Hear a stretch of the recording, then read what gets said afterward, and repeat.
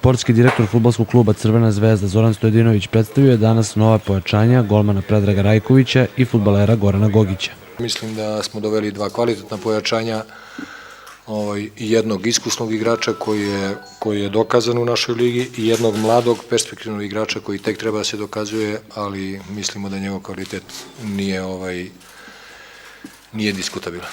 On je napomenuo da je Rajković potpisao 4-godišnji ugovor sa Crvenom zvezdom, dok će se Gogić na Marakani zadržati 3 godine. Došao sam u najveći klub u Srbiji, baš mi je drago zbog toga, ovo sam maštao kad sam bio mali, kad sam počinio prve fudbalske korake i eto, stvarno mi se sa nepunih 18 godina i ja ću dati svoj maksimum da kako na treninzima, tako i na utakmicama i nadam se da ćemo osvojiti titulu ove godine.